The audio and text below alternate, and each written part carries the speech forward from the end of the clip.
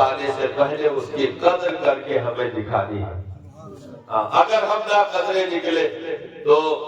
ہم تو مائل کا کرم ہے، کوئی سائل ہی نہیں، راہ دکھلاوے کسے رہنمے منزل ہی نہیں۔ اس لیے ہم اگر کہیں بھی خطرات کا سامنا کرتے ہیں یا کہیں سے ہم سمٹتے ہیں تو وہ ہماری اپنی بدعمالیوں کے نتیجے ہوتے ہیں، نہیں تو یہ وہ قوم ہے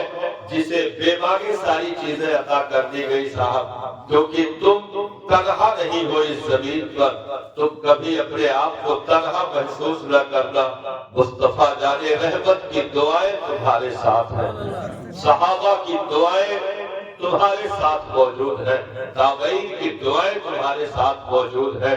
یہاں تک کہ غوث و اقواس قطب و طاق رتبہ سالکین کی مقدس دعائیں تمہارے ساتھ موجود ہیں، کیونکہ ہم ہی ہے جس کے لیے غوث اعظم کو بھیجا گیا ہے، ہم ہی ہے جس کے لیے غریب نواز کو بھیجا گیا ہے، ہم ہی ہے جس کے لیے محبوب الہی کو بھیجا گیا ہے، ہم ہی ہے جس کے لیے قطب الدین بختیار کاکی کو بھیجا گیا، ہم ہی ہے جس کے لیے حضرت فرید الدین گنج شکر کو بھیجا گیا، ہم ہی ہے جس کے لیے امام احمد رضا خان بہت سے بریلوی کو بھیجا گیا۔ تو ہم اور آپ تنہا نہیں ہے، ہمارے پیچھے انجمن ہے صاحب، صرف ہمیں چلنے کا طریقہ آ جائے، ہمیں بولنے کا طریقہ آ جائے، ہمیں زندگی گزارنے کا ڈھنگ آ جائے تو آج بھی یہ زمین کے ذرے ہمارے کفے پاک کو بوسہ دینے کے لیے تیار ہے، آج بھی یہ آسمان کے جھلملاتے ستارے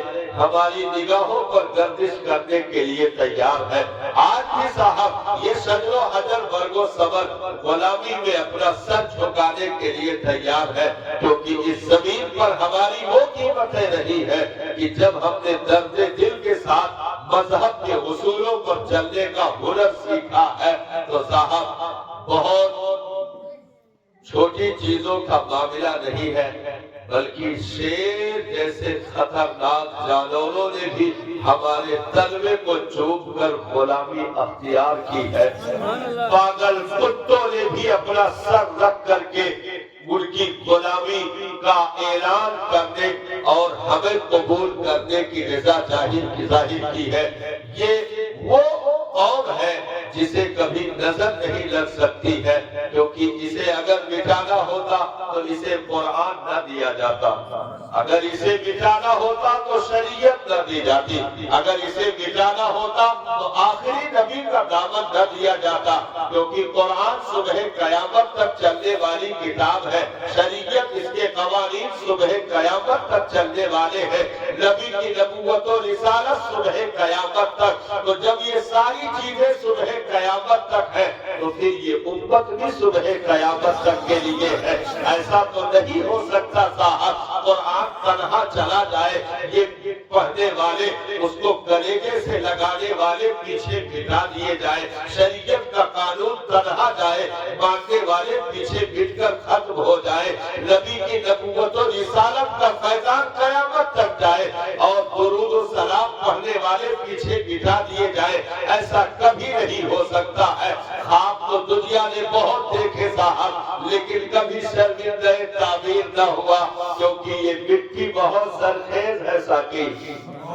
یہ مٹی بہت زرخیز ہے ساقی، ہمیں ایسے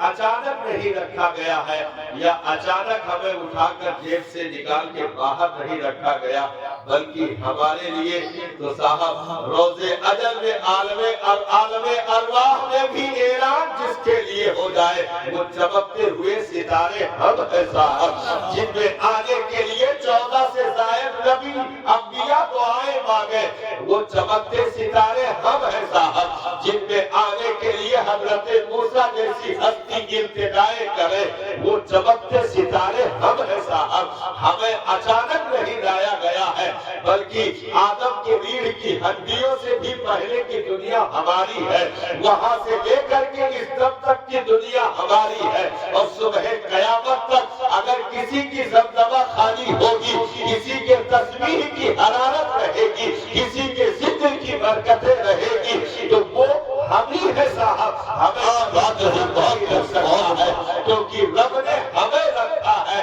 تو رب جسے رکھے اسے دنیا کی کوئی طاقت مٹا نہیں سکتی ہے۔ ارے یارا وہ کعبے کے کمر میں پتھر رکھوا دے تو کوئی ہٹا نہ سکے، اگر مقام ابراہیم کو نصب کروا دے تو کوئی لاکھ کوششوں کے باوجود ٹھس سے بس نہ کر سکے، وہ صفا مروہ کی وادیاں باقی کر دے تو کوئی اسے ہلا نہ سکے۔ تو رب کے رکھے ہوئے اگر پتھر قیامت تک ہل نہیں سکتے ہیں تو وہ قیامت تک کیسے ہل سکتی ہے؟ یہ باقی بکنے والی چیزیں نہیں ہے صاحب۔ ہم اور آپ وقتی طور پر پریشان تو ہو سکتے ہیں، حیران ہو سکتے ہیں، اور یہ پریشانی ادھر سے نہیں ہوتی ہے صاحب، یہ پریشانی اعمال کی وجہ سے ہوتی ہے۔ بے شک بے شک، کیونکہ اعمال جس قدر گندے ہوتے جائیں گے خوف بڑھتا جائے گا، اعمال جس قدر گندے ہوتے جائیں گے خوف بڑھتا جائے گا۔ جیسے گھر میں 10 لوگ موجود، کسی نے تجوری پر ہاتھ صاف کر دیا، آپ کے گھر میں نہیں، مطلب ایسے بتا رہا، کسی نے تجوری پر ہاتھ صاف کر دیا، اب 10 کو قطار میں کھڑا کر کے پوچھا جا رہا، جانچ پڑتال ہو رہی ہے، پولیس تک آ گئی، لیکن صاحب 9 لوگ تو سیدھا کانے کھڑے تھے، ایک کا قدم ڈگمگانے لگا، ایک کا قدم ڈگمگانے لگا، پسینے چھوٹ گئے صاحب، ہوٹوں میں خشکی آ گئی، زبان سوکھنے لگی، لعاب نگل نہیں پا رہا ہے۔ یہ خوف آیا کیوں؟ کیونکہ مجرم تھا، یہ خوف آیا کیوں؟ کیونکہ مجرم تھا۔ یہ لوگ کے سینے کیوں کشادہ تھے، کھڑے ہوئے تھے؟ کیونکہ انہوں نے جرم نہیں کیا تھا۔ تو آج اگر کسی ایرے گہرے کے خوف میں ہم ملوث ہو جاتے ہیں تو وہ سجدوں کے ترک کا جرم ہمارے پاس ہے، وہ عبادتوں کے چھوڑنے کا جرم ہمارے پاس ہے، وہ تلاوت سے دوری کا جرم ہمارے پاس ہے، اس لیے ہمارے قدم ڈگمگانے لگتے ہیں۔ نہیں تو صاحب 50 راجاؤں کی طاقتیں اسی ہندوستان میں لے کر کے ایک شخص کھڑا ہو اور وہ دمدمے ادھر سے ادھر دیوے مارے، ادھر سے ادھر پیکرے بازی کرے، لیکن تنہا سنجر کا بسیا کھڑے ہو کر سینہ کشادہ کر کے مسکرا رہا ہو اور یہ کہہ رہا ہو، اور آج پٹھونا اگر بچکانی حرکتیں کی تو تجھے اعلیٰ صادر کے قریب ذلیل نہ کر دو تو بولو دین نہ